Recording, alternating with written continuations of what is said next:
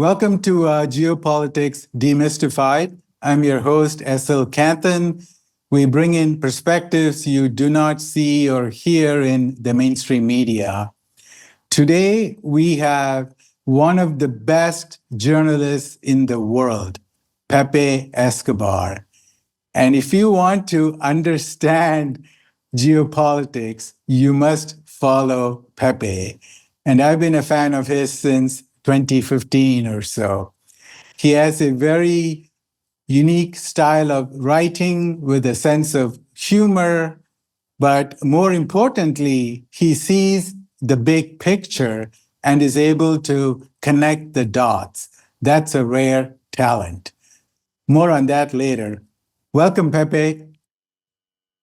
Enormous pleasure to be with you. And greetings from Moscow, by the way. Okay. So I saw that for the last month, you've been traveling a lot. Yes, absolutely. I was in Italy. In fact, it was crazy because it was 6 cities in 7 days. Oh, my That was a God. bit crazy. And there were a lot of conferences, interviews, and I was talking about my previous book, which was translated into Italian. The English title, Raging Twenties, it was published in early 2021. And now it's coming out in Italian. And the next one will also come out in Italian as well. So I was doing that from Venice to Rome and everything in between. So it was a bit crazy. And then I went to Qatar, to Doha, for a series of meetings as well. And now I arrived in Moscow. It's the same thing, non-stop. You know, and that's one of the things that truly makes you, like in my opinion, one of the best journalists in the world. Because if you look at the mainstream media journalists, like say BBC, our correspondent to Russia or to China, they would never leave the country. And like most of the time, they don't even leave the city. And You're right. yeah, and they don't see the big picture. So if a guy sits in Russia, they won't even let him write about, say, China, the Middle East, Latin America, but they're all actually linked. You're right. Absolutely right. Well, I started in mainstream media, in fact. I started in the big newspaper, daily newspaper industry in the early 80s. It was, in fact, for most of our audience, another planet that doesn't exist anymore, right? We didn't have computers. We had the typewriters, was very noisy, cables, out coming out of the roof, a total mess. So a newsroom was something quite something, still in the early 80s. And then we started having fax, and then we got the first computers. But it was a very good school for me, because then I could learn the industry from the inside, everything about the making of a large newspaper. Everything, the printing presses, the pressure from advertisers, your discussions with the owners of the paper, which were always very, very tense. And of course, the excitement of producing a large newspaper every day, which is something outstanding, But it's good to see the industry from the inside and then get out of it, which is exactly what I did later. I stayed in a big newsroom. Sorry, one follow-up question. So when you worked in the newspaper, so what did you focus on? Exactly. Good question.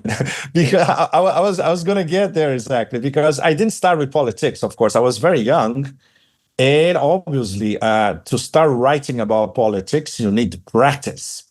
So I started with what I learned, what I knew very well, which was culture. My background is essentially literature, philosophy, music, cinema.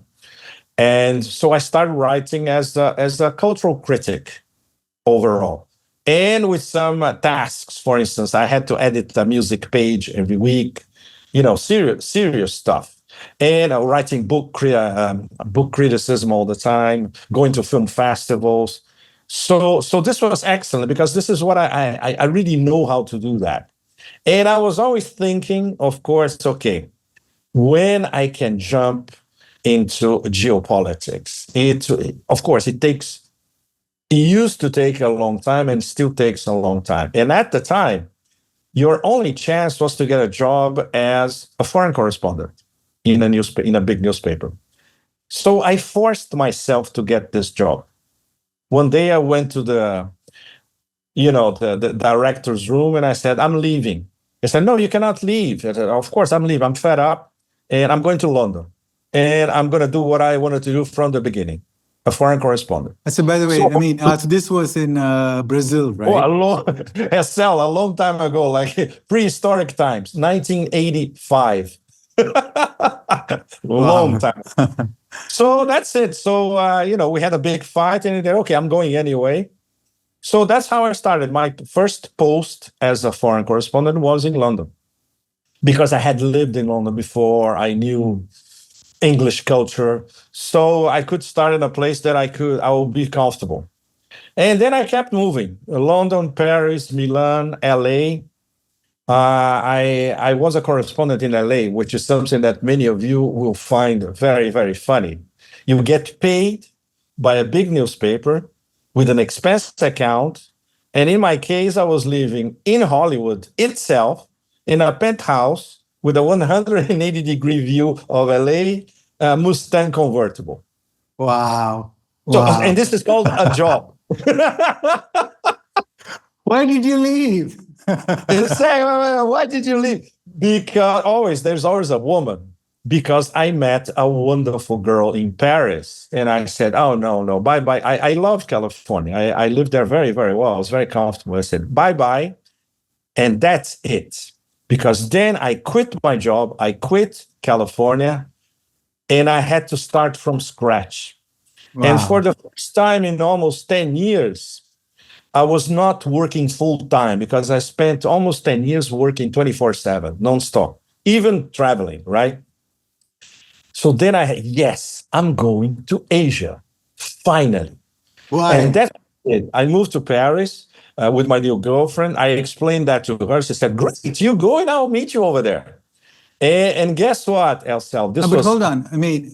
So why did you choose Asia?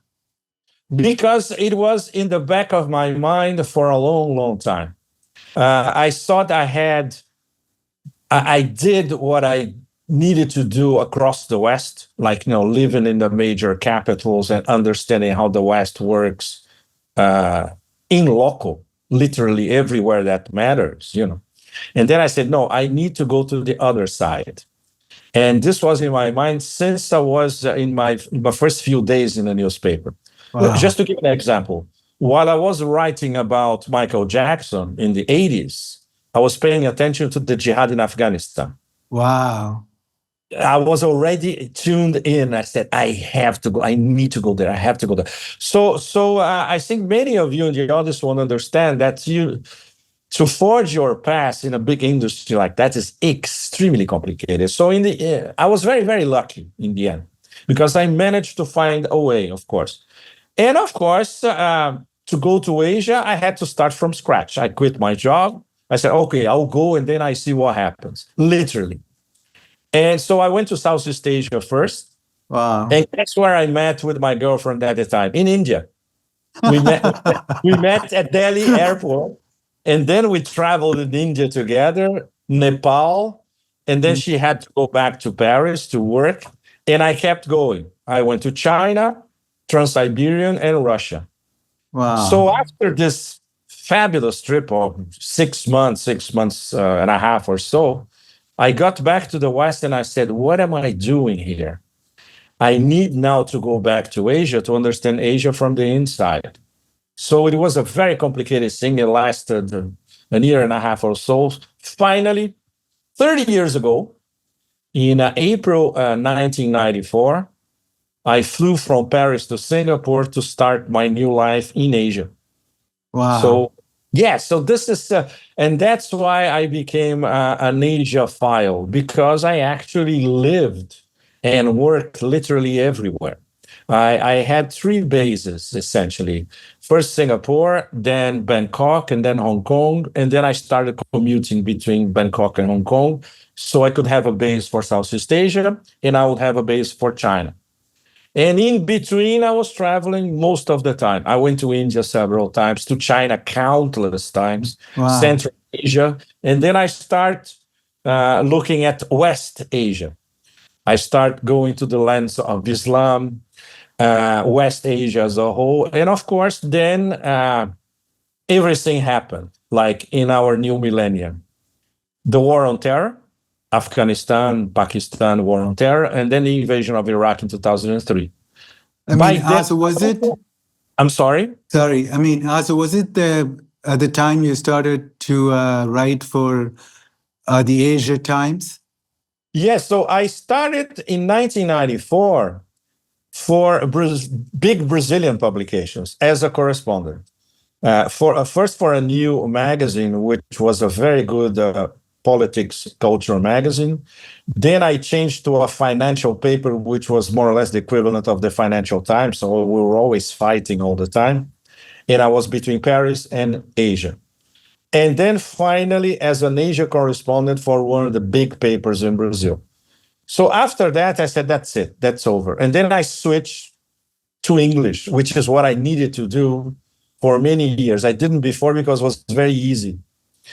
So, and many of my friends said, look, man, you write in a language that nobody reads. I say, I know. You have to write in English. So after listening to several of them for a few years, I said, okay, I'll make my move.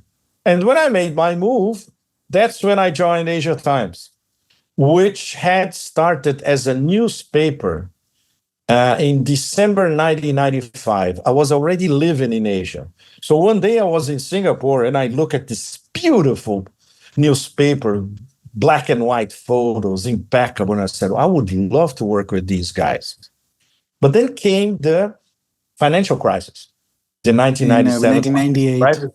Yeah, you remember that very well, right? So Asia Times collapsed because their debts were all in US dollars. And they were very ambitious because they were printed every day, just to give an idea, in Bangkok, Singapore, and Hong Kong, and they had an American print as well in California. Wow. So this cost a lot of money. So obviously, after a few months, the whole thing collapsed. They resurfaced as a tiny website in 2000. That's when I learned, some friends told me, look, these guys, Asia Times, they're looking for correspondents. And I said, oh, that's it, So I sent them a letter, my CV, it was some stuff that I published. We had a dinner in Bangkok, and I clinched the job at the dinner. Wow. So I became their roving correspondent. In fact, the title of my column was called The Roving Eye. I'm sure you remember, right? Yeah. Okay. So I just want to add that I subscribe to, the Asia Times just to read your articles. Okay, just to read your articles. This is so cool. Because I subscribe to the whole Asia Times, and I did not read anything else. I'd be like, where's Pepe's article? But Estelle, this is a very complicated story, which one day I plan to not write about it but I would love to explain to everyone the beautiful side of the journalistic adventure of Asia Times, which lasted roughly from 2001 to 2014. That was the great period of Asia Times Online. And then the whole thing was corrupted because of who else? American bankers. So I left after that. They called me back. I went to Hong Kong. I met the bankers, and I said, "Okay, so what do you want from me?" And they said, "Oh, we want you to be our correspondent for the Belt and Road." At the time, was One Belt, One Road, the New Silk Roads, which was exactly what I was already doing at the time. And I said, "Okay, I'll do it as long as there's no interference with what I write." So theoretically, So by the way, yeah. Xi Jinping, he gave that speech in 2013, right? Yes. And so, well, you wrote an article, and like you wrote about the whole thing as to what was going to happen in the next decade. Like you wrote about the Eurasian land bridge, the trains, the trade, but nobody else did. So like if you go back to 2013 and you look at the New York Times, the Wall Street Journal, blah blah blah, nobody bothered to write about the One Belt One Road. At that time, it was called the One Belt One Road. You're right. But you wrote about that, and you had the whole vision already set out in 2013. Not the whole vision, SL. I was trying to understand the enormity of the project. In the beginning, I thought, wow, this is a wonderful replay of the ancient Silk Roads, Chinese style. They want to reconnect with their Western neighbors. After a few months, I started to see that this was much, much bigger. It was not only a geoeconomic trade connectivity project, but geopolitical as well. In fact, this would be the basis of Chinese geopolitics. It is and will continue to be, and will go beyond Xi Jinping as well. So, and it took, of course, a while to see that, especially when I started traveling to places where there were Belt and Road projects. For instance, in Kyrgyzstan or in Laos, when you see the actual projects in front of you, then it's quite something. But I remember that at the time, I had a fight with Asia Times already at the time. They didn't understand anything. And later, when I came back, starting in 2017, the fights were all the time because can you imagine a bunch of stupid American hacks, which were the editors at Asia Times? Probably they still are. They don't know anything about China, in fact, Southeast Asia, very limited, only the NGO perspective. India, and Central Asia, for that matter, they don't know anything about, or Russia. So I was getting fed up year after year until I left for good 2.5 years ago. So they stopped paying me. And then I stopped writing. And then one day the editor calls, "You're not writing for us." Of course, you're not paying me. You broke your own contract. I have your contract with me, registered in Hong Kong, that you broke. So then we start fighting, and the thing is not resolved, and it's part of the past. I don't even want to talk about it. But what would be great one day is to track this beautiful interval of 2001, 2014, where Asia Times became a reference for a lot of people everywhere, Asians, Asian diasporas, people in the US, Europeans. And that was great because we were very small, but we had total freedom. Our website was basically supported by a Sino-Thai tycoon, Sondi Limtongul. And every month, Sondi would give us an envelope. Well, that's it. This is your budget. And we have to juggle the budget and pay the correspondents, travel, etc., and put a website every day that people would be interested to read. And so this was fantastic. It was a great challenge, and it was a huge success. But obviously, because it was a one-man operation, essentially, he was paying for everything we were doing. One day, this thing collapsed. He had legal problems in Thailand, financial problems, etc. So then the website collapsed after the newspaper had collapsed in the previous millennium, So then you have no idea who wanted to buy Asia Times when it collapsed. Steve Bannon. Oh, my God.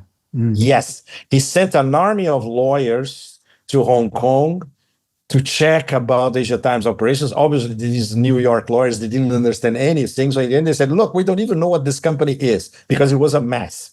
And it was a thing that was only in Sondi's head. So at least we were not sold to Steve Bannon. But these bunch of American bankers, they got it for a pittance. And basically, they were more or less transforming it into a State Department PR operation, And obviously, I was the odd man out in this situation. My friend M.K. Badrakumar, he used to write for Asia Times for a long time. Then he stopped as well. So this was, I would say, the decadence these past few years, unfortunately. Wow, fascinating. So, okay, so now you would travel all over the world and you get to meet the leaders and so on. So, looking back over the last, like, say, 20 years or so, what was the most fascinating place or the scariest place that you went to? Were you ever like trapped in a war zone or something like that? So any fun story that you could share? Oh, fun stories, there are zillions. uh, War zones, of course, especially Afghanistan and Iraq, which I followed in detail before, during, and after in both cases. I escaped an Al Qaeda missile on the way to Jalalabad in Afghanistan. Wow. Sorry that at the time I didn't even tell my wife because it was, I knew she would be freaked out completely. And even very few of my friends know about it. In Iraq, the same thing. I was, the day we arrived in the new Iraq, which was already conquered by the Marines, we had to go to the Fedaim of Saddam, and we almost got killed. I was in a van. I was saved by my van driver, who was an Iraqi from Baghdad, who spoke to them with the Baghdad accent and say, "Look, these guys are in." I was with, I think I was with a Canadian guy. We were only two of us in a van. So this guy saved our lives, essentially. We were going to get killed because they thought that we were Americans.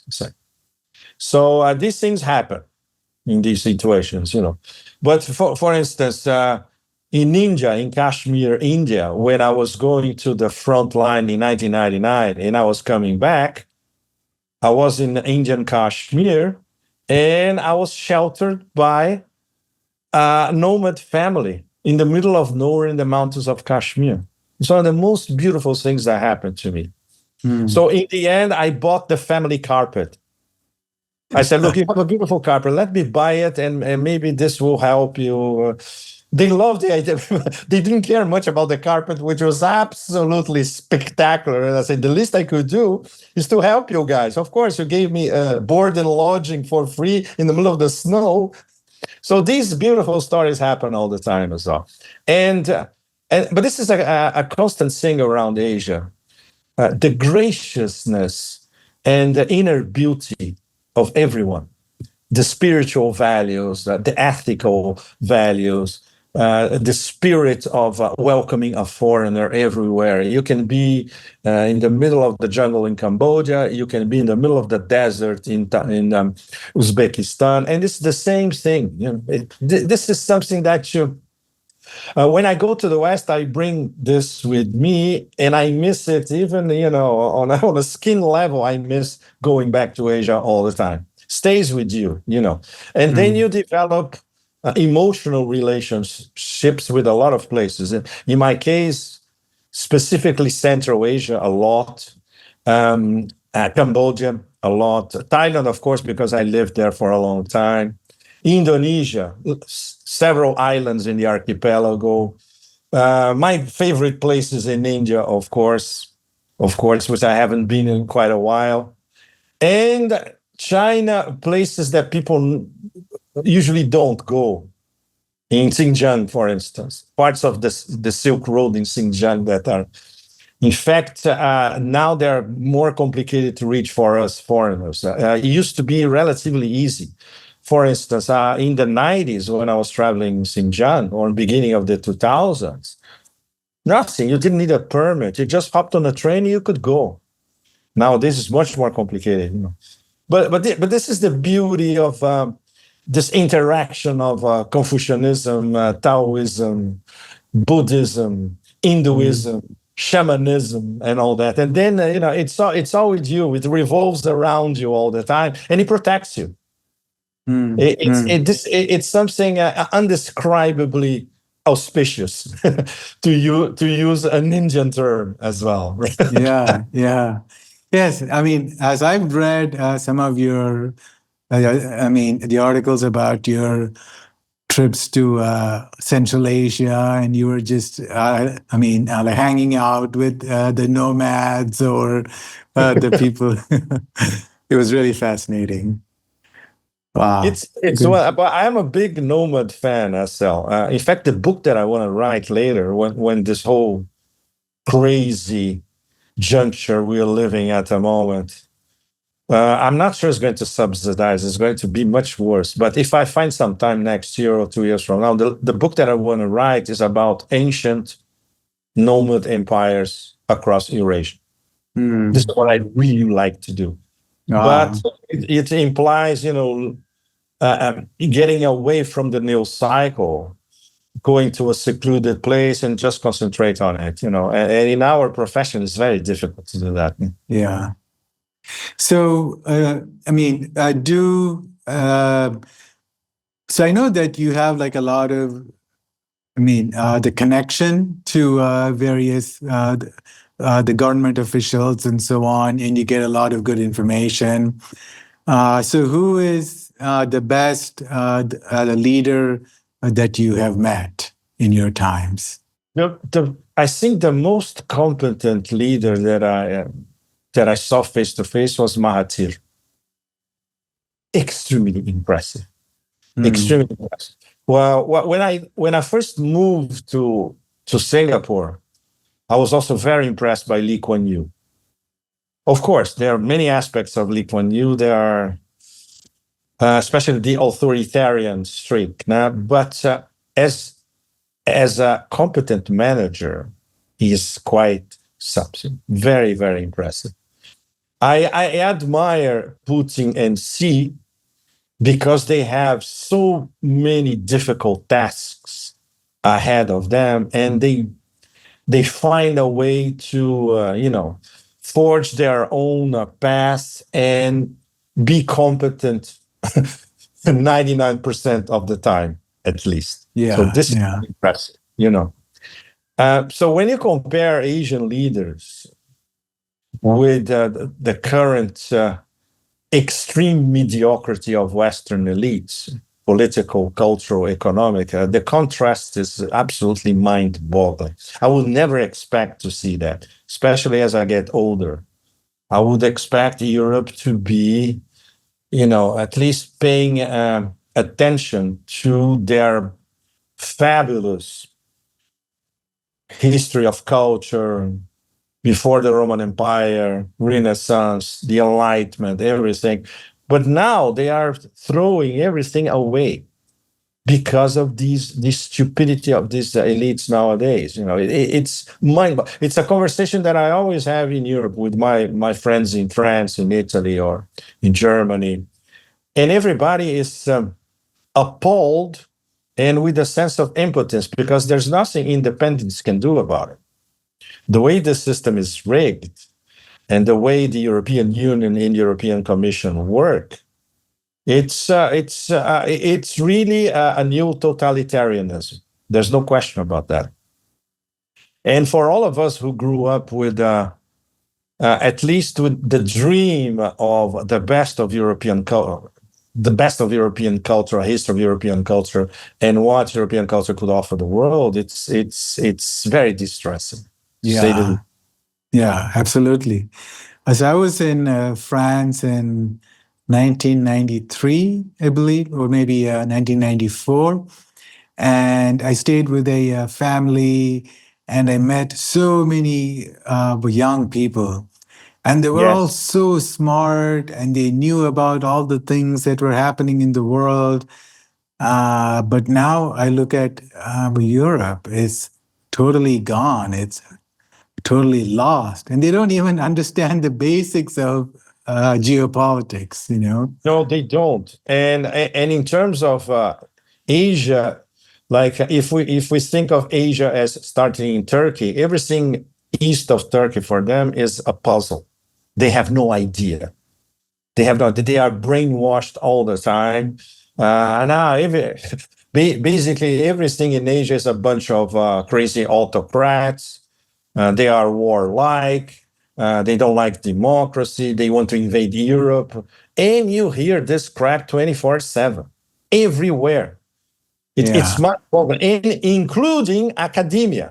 You go to the best, former best universities in Europe, from Oxford and Cambridge to Sciences Po in Paris, Heidelberg in Germany. It's mind-boggling. And the best independent thinkers in several of these universities, they have to be very careful, otherwise they lose their jobs. Something that happened to some friends of mine, because they try to understand Russia and China. The next day they're out of a job. So, Wow. so, so this is how this liberal totalitarian mindset works. It's horrible. So they all have to pretend we don't know who blew up the Nord Stream pipeline. We have no Excellent idea. question. We have no idea who blew up the Nord Streams. My God. Well, it's a pretty good metaphor. For instance, if you start a debate like this in your classroom, well, you're going to be called in a few hours and say, okay, retract or go. Yeah. So this is where we are now. It's so distracting. I remember Western Europe in the 80s and in the early 90s was still booming, dynamic, creative. It was not intolerant at all. Wow. It's very sad. So where do you think, so what do you think is going to happen with the Ukraine war? So now we see some crazy suggestions like, we'll provide Ukraine with the missiles and we'll help them attack the targets inside Russia. So what is going to happen in the short term and in the long term? So how do you see the war is going to end? Well, I was writing a column about this yesterday, which it was a very sensitive column. And I could not publish information that here in Russia is deemed too sensitive. So you have to be very careful and you have to understand the constraints on the Kremlin and the Ministry of Defense. But the main point of what I was writing is something that is discussed openly here in Moscow. You go to a dinner and people are discussing this already. That all the red lines that the Kremlin and the Security Council in Moscow put out to the West and NATO, they have been trespassed. And they are trespassed 1 week after another. And a lot of people in Russia are saying, look, that's it. What is the limit for you to be attacked and in many cases humiliated by the Americans, by NATO, etc.? Now attacks inside the Russian Federation and you don't do anything. Well, nobody has this answer apart from President Putin and his Security Council, and maybe the Ministry of Defense. So we have to deal with this very careful as foreigners, of course. They welcome us here in Russia, but we understand that this is a country at war, and they know that they are at war. And everybody knows that they are on a hot war against the collective West as a whole. This is as serious as it gets. And now it's getting to the point that I would say is the preamble of a hot war, because the people who run the show in the West, they want it for several reasons. The most glaring reason is that the hot war will be the only way to sort of zero the unpayable American debt. Wow. So what? Okay, right. Only yes. left for them, So obviously, and I'm not talking about these idiots, Jake Sullivan, Blinken, Stoltenberg. No, these people don't matter. These people are emissaries, low-level messengers. I'm talking about the people who run the show. This means the guys who control the international financial system, the big families in the East Coast, connected Atlanticist families in parts of Europe, could be in the Netherlands, could be in Germany, some in France as well. People like special messengers like Mario Draghi, for instance, or the people from the European Central Bank. These are the people who run the Bank of International Settlements. These are the people who run the show. And they know that the only plan B that they have and they will ever have is a hot war, which, by the way, they are stupid enough because they don't know anything about military tactics or military science. They don't know that they will lose this war.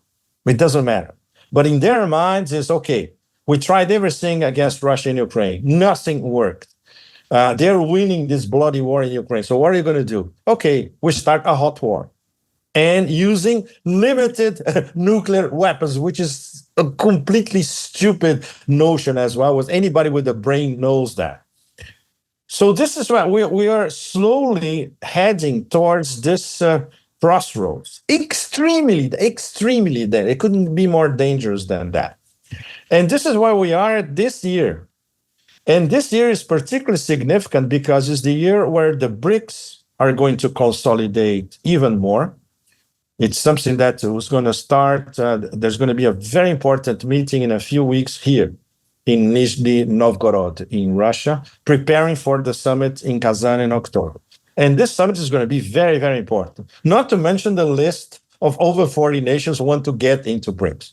So everybody in Global South noticed that BRICS is the real thing. Of course, inside BRICS is very complicated. Like, we heard this from Sergei Lavrov in person, face to face. He told us, look, we love the idea of BRICS. We want to be working as it is, as a sort of informal club where everybody sits on the table and everybody is an equal and we can discuss everything. We cannot regiment this too much. First, we need to bring the new 5 members so they feel comfortable, and then we're going to start thinking about expansion. So this is a long-term process. The good thing is that from the Russia-China point of view, especially, BRICS is the game in town, and there's nothing else. Of course, there are others, but they are linked to BRICS. Shanghai Cooperation Organization, Eurasia Economic Union, projects of Belt and Road, the Silk Road Fund, the 10 of ASEAN, of Association of Southeast Nations, CELAC in Latin America, African Union, all that. Of course, this all converges. But let's say the big cake is BRICS. And what will be decided inside BRICS will affect all these new multipolar organizations, multilateral organizations. So this is what Russia, China, and the BRICS are proposing on one side. And on the other side, what are they proposing? Essentially, without saying it, a hot war. So I would say that everybody in the global majority with a brain can look at the options and see, okay, who are we going to align with? It's quite clear, isn't it?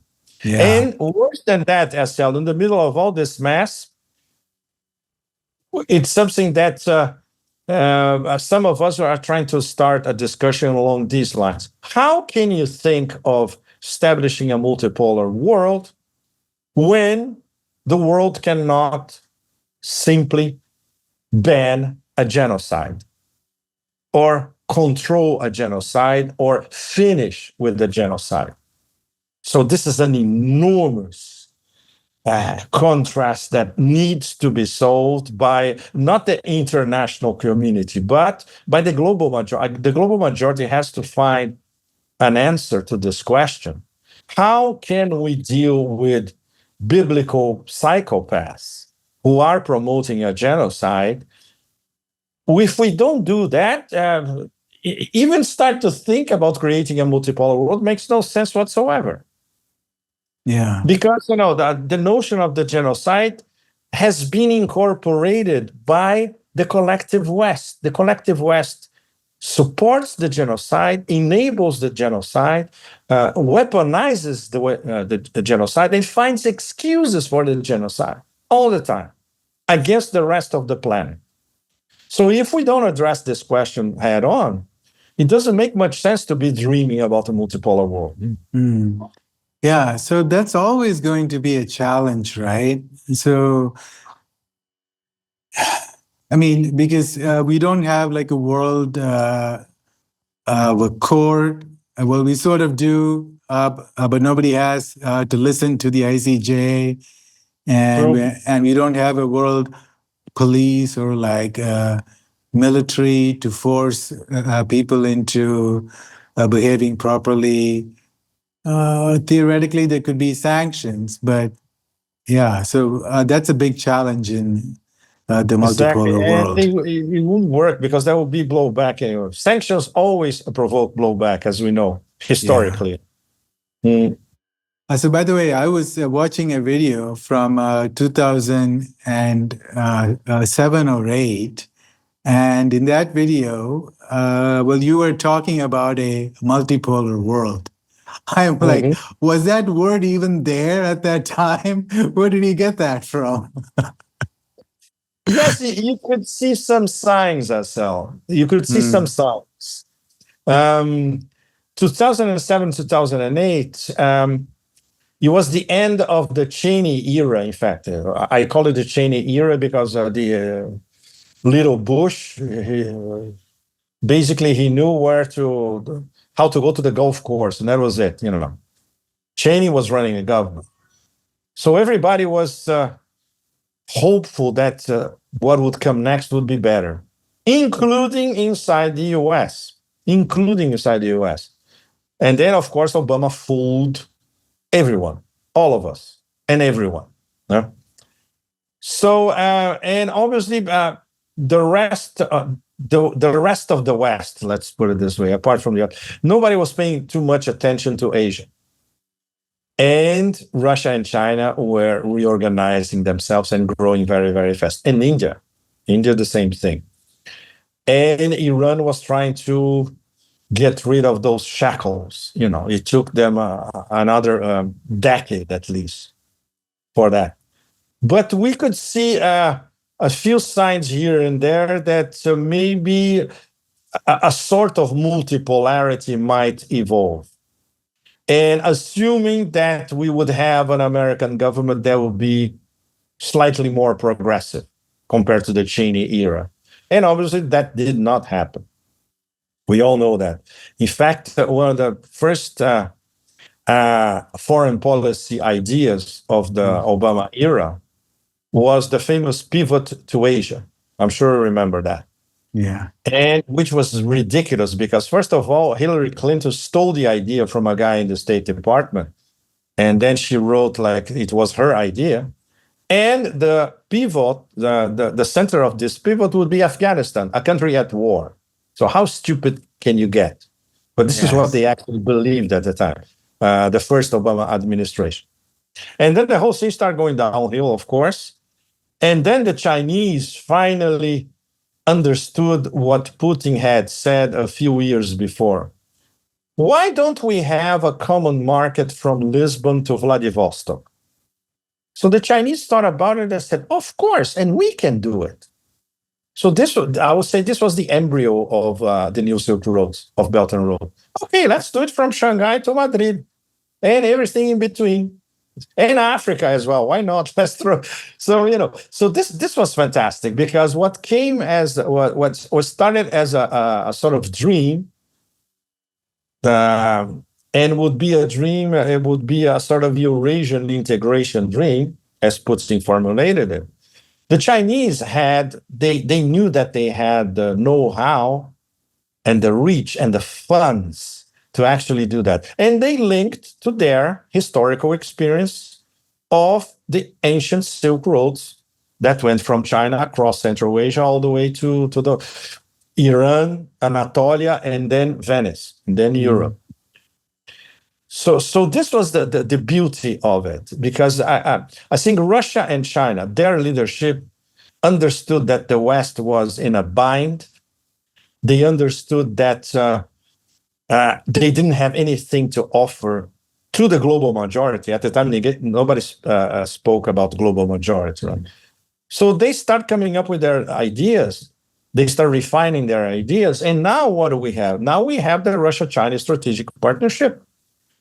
When we have Xi Jinping meeting with Putin, the whole West, they are a bunch of headless chickens, desperate headless chickens. What are they up to? You know, they don't understand. They don't understand anything. They don't understand reading the joint communique. They cannot possibly understand. You know, it's they are psychologically unable to understand that. And obviously, the fact that India is also having is organizing the Indian Silk Roads, let's put it this way, an international north-south transportation corridor, better trade relations, India and Central Asia. Afghanistan enters into it as well. So the West sees the whole of Eurasia as a threat. So, and that's the title of my latest book, Elsel. In fact, I came to it by accident. The title of the book is Eurasia Against NATO-Stan, which is essentially our story in the 21st century. The story of the 21st century is the opposition of Eurasia as a whole, including all the major players, BRICS and Shanghai Cooperation Organization, etc., with this 12% maximum of the NATO sphere from North America to Western Europe. And obviously the global majority, looking at what's being offered, they already, they made their choice already. Yeah, so it's so surprising to me that the Europeans are not able to realize that they're just a pawn of the US, just like the Ukraine is a pawn, and then the next bigger pawn is just the rest of Europe, like mostly Germany and France. And the US doesn't want the best for them, The US wants to do the divide and rule. They want to destroy Europe and Germany especially, so that like all the German companies and the smartest people are going to go to the US. And you're absolutely right, because this was the plan from the beginning, SL. The war in Ukraine is 3 levels. It's something that many of us should always be reaffirming to our audience. It's a war against Russia, American NATO war against Russia using Ukraine, a proxy war, a war against Europe to deindustrialize and vassalize Europe, which they are winning. We don't know long term, but as it stands, they are winning this war. And a war against China because it disrupts channels, corridors, trade corridors of the New Silk Roads. So it's a very complex war. It's a war against, I would say, the whole of Eurasia, literally. It's a war against BRICS as well, because in the mindset of American think tanks, the key BRICS countries, they call them essentially swing states, and we have to turn them for us. They are against us, and we have to turn them around. They have to be pro-American. Let's put it this way.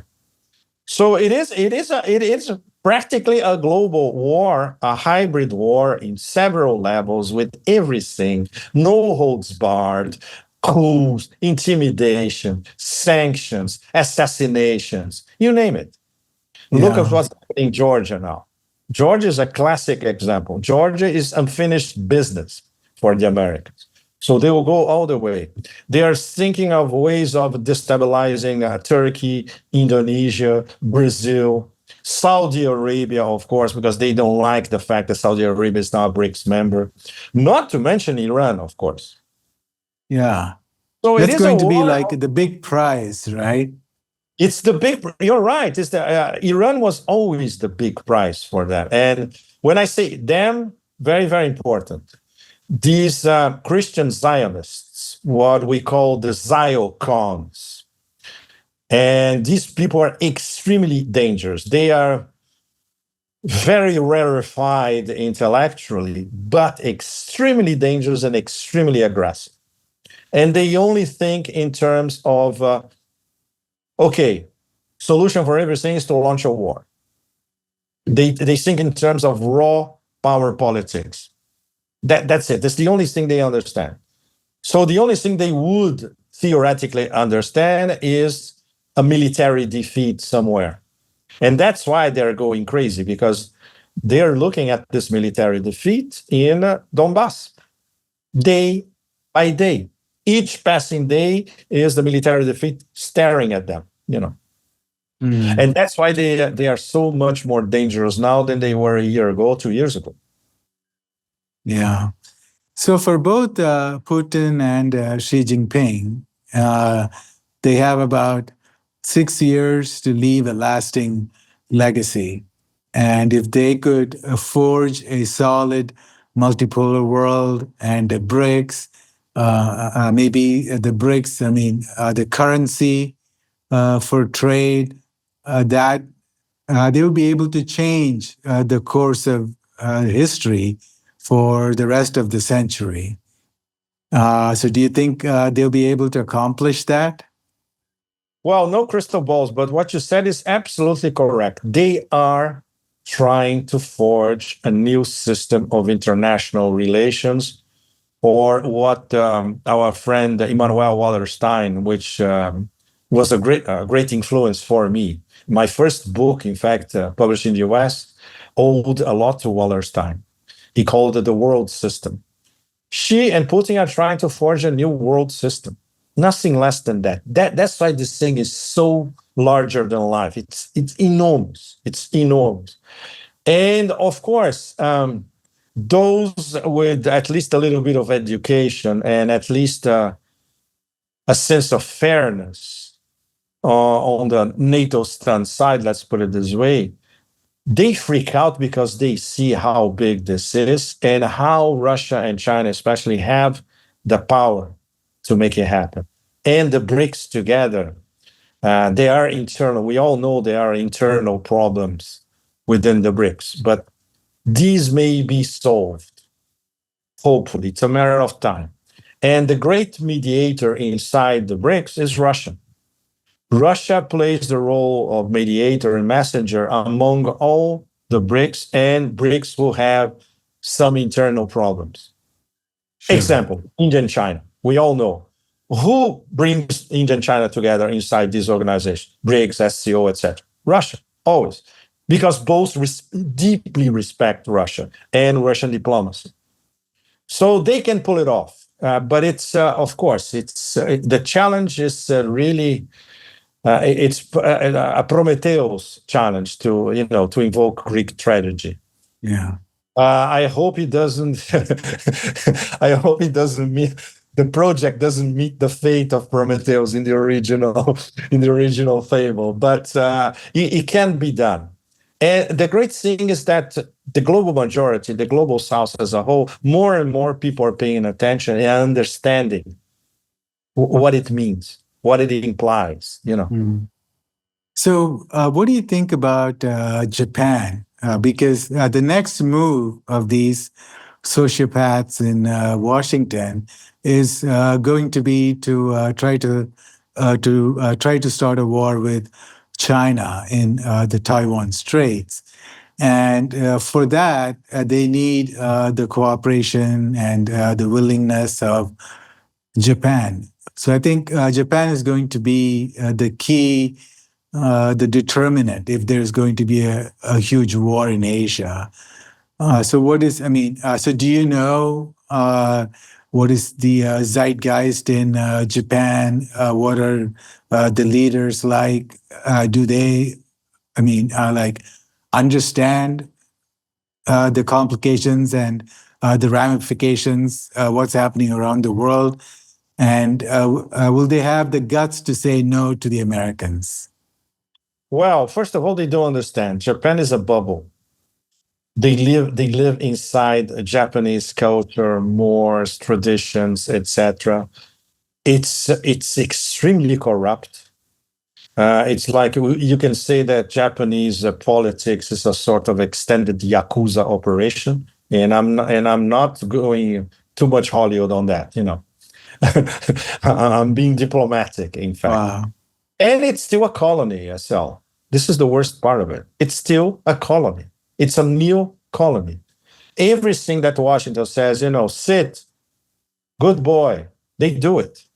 Unfortunately, you don't see a streak of Japanese sovereignty anymore. So I think the psychological scars of the Second World War were so deep. You take them a century to recover, if they recover. So it's very easy to instrumentalize Japan. With Wow. only American bases and 35,000 American troops, not more than that they have it. This subjugate all the islands.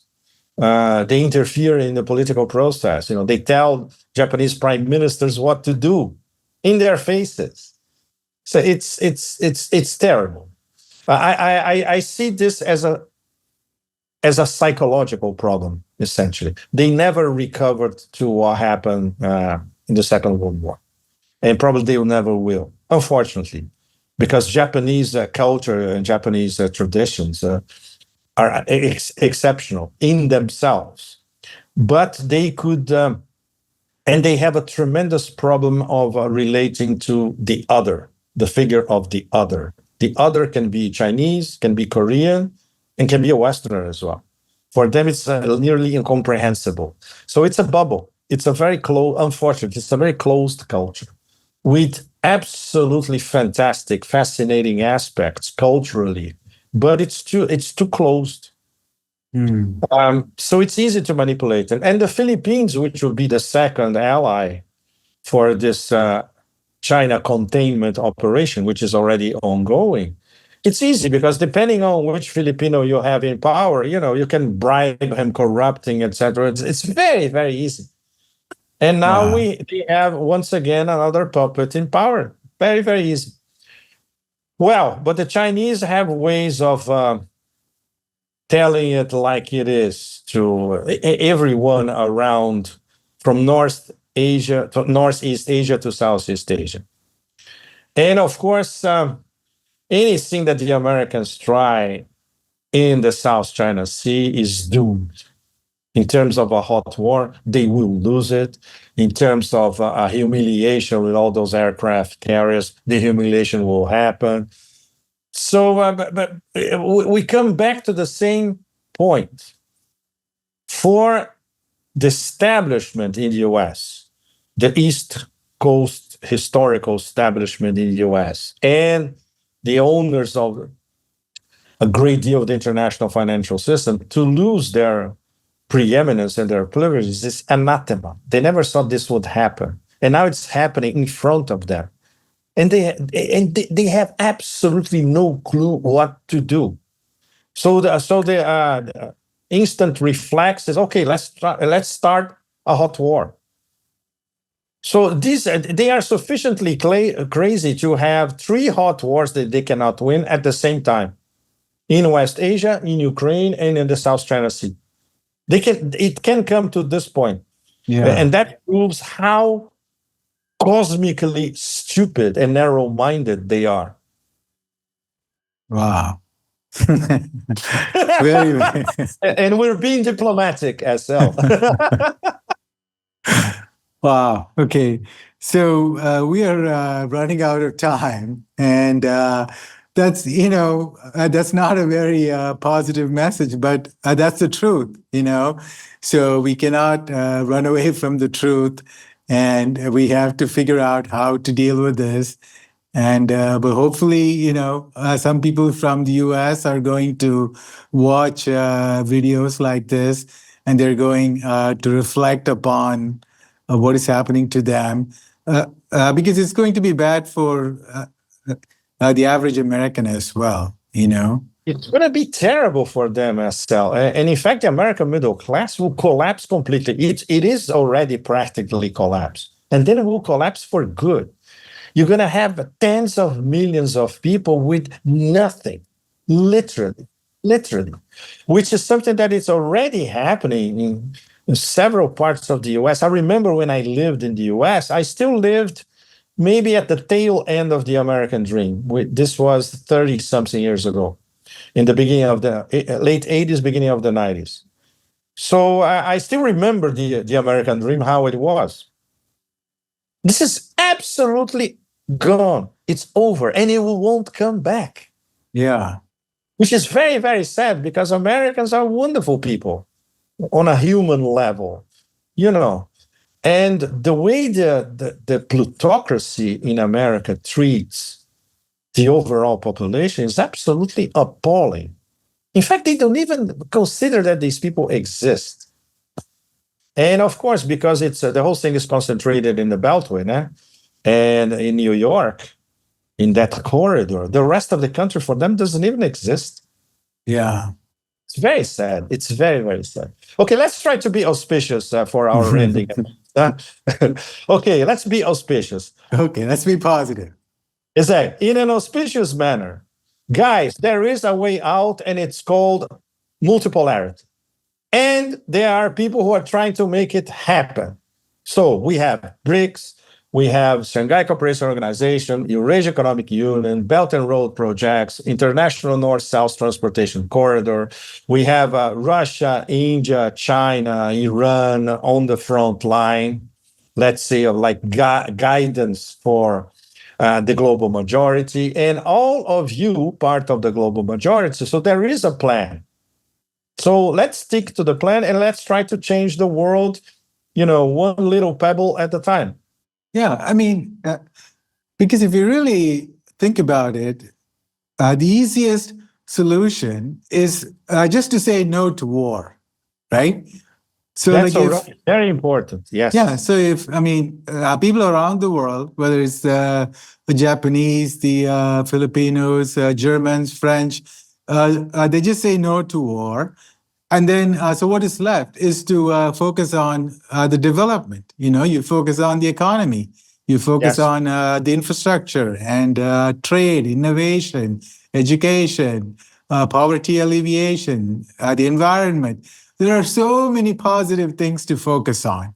So like if we just say no to wars, then the options for the humanity as whole is just so wide open with so much positive future and options.